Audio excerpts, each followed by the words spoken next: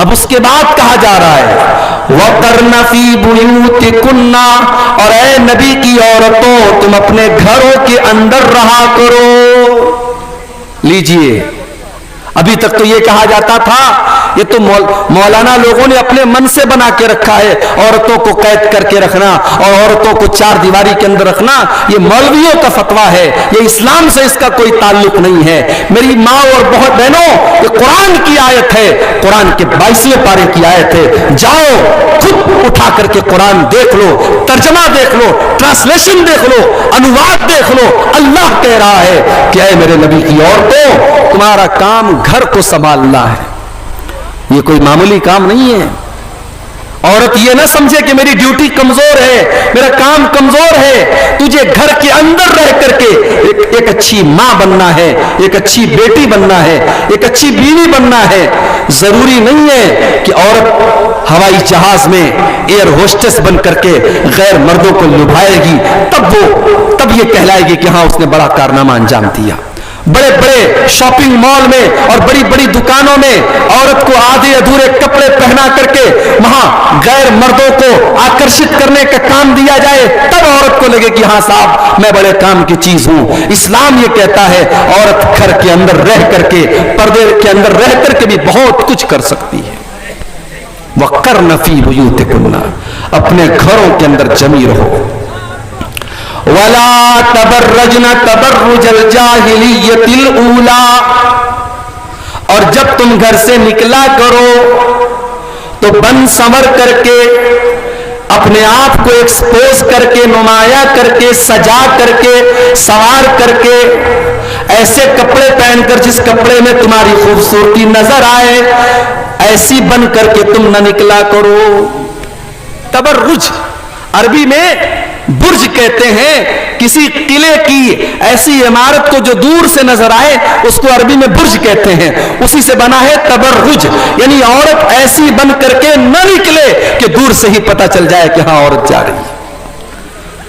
آج تو حالات یہ ہیں ماشاءاللہ، لیڈیز کے پرفیوم الگ آ رہے ہیں، جینٹس کے پرفیوم الگ آ رہے ہیں.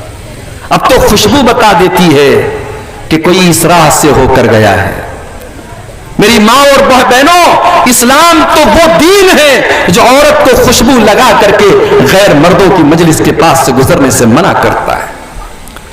اللہ کے پیارے نبی فرماتے ہیں اَيُّمَا امْرَأَةٍ اسْتَعْطَرَتْ فَمَرَّتْ بِالْمَجْلِسِ، جو عورت خوشبو لگا کر کے غیر مردوں کی مجلس کے پاس سے گزرتی ہے فَهِيَ كَذَا وَكَذَا، ایسی عورت بدچلن ہے، بے حیا ہے، زانیہ ہے. ایسی عورت کو اللہ کے نبی نے بدچلن قرار دیا ہے.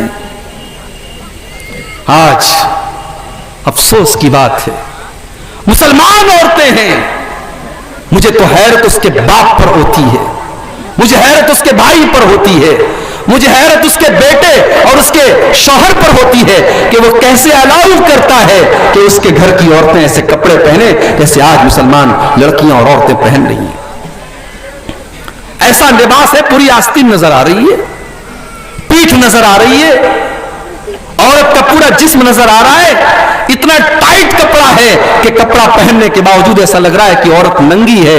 اور جب ہم اللہ کے نبی کی اس حدیث کو اپنے سامنے رکھتے ہیں تو ایسا لگتا ہے کہ اللہ کے پیارے نبی نے آج کے دور کے فیشن کو سامنے رکھ کر کے اس حدیث کو بیان کیا ہے اور اس بات کو بیان کیا ہے. صحیح مسلم کی روایت ہے، اللہ کے پیارے نبی فرماتے ہیں صنفان من اہل النار لم ارہما، دو قسم کے لوگ جہنم میں جائیں گے اور میں نے ابھی ان کو نہیں دیکھا، یعنی قیامت کے پہلے وہ لوگ آئیں گے. نمبر 1 قوم ماہم سیات کاذناب البقر یضربون بها الناس، کچھ ایسے لوگ آئیں گے جن کے ہاتھ میں گائے کی دم کی طرح کوڑا ہوگا اور وہ کوڑے سے لوگوں کو ماریں گے.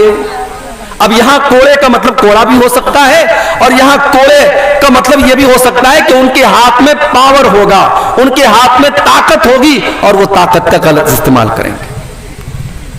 آج آپ دیکھ لیں مجھے کسی کا نام لینے کی ضرورت نہیں ہے. جہاں بھی ظلم ہو رہا ہے اور ظالم کسی بھی نام سے اور کسی بھی شکل سے اگر ظلم کر رہا ہے تو یہ حدیث آپ وہاں پر فٹ کر سکتے ہیں. جو اپنی کرسی کا ناجائز فائدہ اٹھائے, جو اپنے پاور کا غلط استعمال کرے, جو مجبوروں پر ظلم کرے, جو بے قصوروں کے گھروں کو گرا دے, جو مجبوروں پر غریبوں پر ظلم کرے, وہ یاد رکھے اللہ کی لاٹھی میں آواز نہیں ہوتی.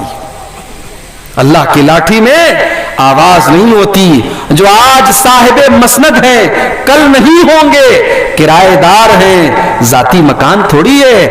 آج اگر آپ کے پاس اقتدار اور کرسی ہے کل نہیں ہوگی, اور جب کل نہیں ہوگی تب آپ اپنے انجام کو بھگتیے گا. میرے پیارے ساتھیوں, اللہ کے نبی فرما رہے ہیں کہ ایسے لوگ ہوں گے جن کے ہاتھ میں گائے کی دم کی طرح کوڑا ہوگا اور وہ دوسروں کو ماریں گے. وَنِسَاءٌ كَاسِيَاتٌ عَارِيَاتٌ مُمِيلَاتٌ مَائِلَاتٌ. اور اللہ کے نبی فرماتے ہیں جہنم میں جانے والے دوسرے لوگ وہ ہوں گے, ایسی عورتیں ہوں گی جو کپڑا پہننے کے باوجود ننگی ہوں گی. اے میرے نبی میں قربان جاؤں, آپ نے ایسا لفظ استعمال کر دیا, آپ نے اسکرٹ کا نام نہیں لیا, آپ نے جینس کی پینٹ کا نام نہ لیا, آپ نے ٹی شرٹ کا نام نہ لیا, آپ نے ساڑی کا نام نہ لیا, آپ نے کوئی ایسے کپڑے کا نام نہ لیا جو آج پہنا جاتا ہے. آپ نے بس دو لفظ استعمال کیا, کاسیات عاریات, کپڑا پہننے کے باوجود ننگی ہوں گی. میری پیاری ماں اور بہنوں, آپ مسلمان عورت ہیں, آپ کا کپڑا آپ کے شریر کو ڈھانپنے والا ہونا چاہیے, شریر کو دکھانے والا نہیں ہونا چاہیے. ابھی کلکتہ سے آ رہا ہوں میں, جمعہ کا خطبہ میں نے کلکتہ میں پڑھایا. کلکتہ کی سڑکوں پر مسلمان عورت جا رہی ہے, ماشاءاللہ نقاب میں جا رہی ہے, نقاب میں جا رہی ہے, مگر اس نقاب کے اندر اتنے ڈیزائن بنے ہیں, اتنے نقش و نگار بنے ہیں, اتنے اس کے اندر اتنا اس نقاب کو سجایا گیا ہے کہ شاید بغیر نقاب کے اگر وہ عورت گزرتی تو شاید اتنی توجہ اس کی طرف نہ دی جاتی جتنی نقاب کی وجہ سے دی جا رہی. میری پیاری ماں بہنوں, نقاب اور پردے کا حکم اس لیے دیا گیا ہے تاکہ عورت کو چھپایا جا سکے. اگر نقاب کے ذریعے عورت اپنے آپ کو دکھا رہی ہے تو وہ نقاب بھی حرام ہے, وہ نقاب بھی غلط ہے. کاسیات عاریات, کپڑا پہننے کے باوجود ننگی ہوں گی. مائلات, وہ غیر مردوں کو اپنی طرف آکرشت کریں گی. ممیلات, ان کی چال کے اندر بے حیا عورتوں کی چال ہوگی. رؤوسہن کاسنمۃ البخت المائلہ, ان کا بال کا بنانے کا جو اسٹائل ہوگا, ان کے بالوں کا جوڑا جو ہوگا وہ اونٹ کے کوہان کی طرح ہوگا. وہ اپنے بالوں کا جوڑا ایسے بنائیں گی جیسے اونٹ کا کوہان ہوتا ہے. لا يدخلن الجنہ, ایسی عورتیں جنت میں نہیں جائیں گی, اور جنت میں جانا تو بہت دور کی بات ہے. ولا یجدن ریحہا, وہ جنت کی خوشبو بھی نہیں پائیں گی. یہ ہے اسلام اور یہ ہے نبی کی تعلیم. تو عورت گھر سے نکلے تو تبرج کر کے نہ نکلے, بن سور کر کے نہ نکلے.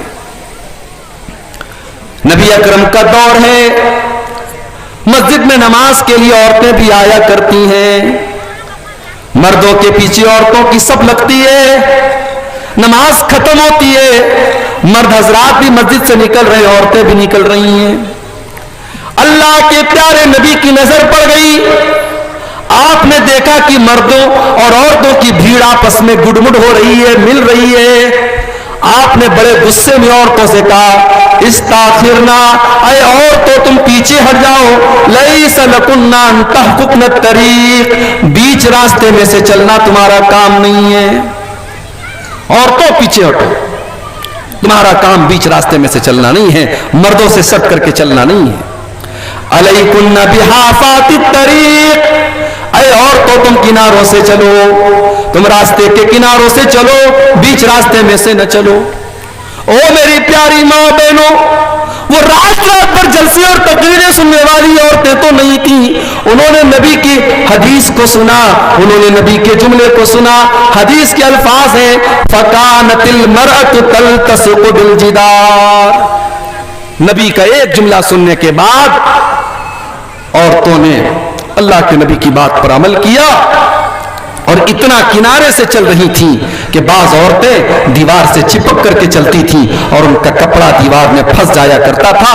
نبی نے ایک جملہ استعمال کیا اور ان کے پردے کا یہ عالم تھا, ان کی اطاعت کا یہ عالم تھا. میرے پیارے ساتھیوں, وَلَا تَبَرَّجْنَ تَبَرُّجَ الْجَاهِلِيَّةِ الْأُولَىٰ. اے نبی کے گھر کی عورتوں, تم بن سنور کر کے نہ نکلا کرو. وَأَقِمْنَ الصَّلَاةَ, اور تم نماز قائم کیا کرو.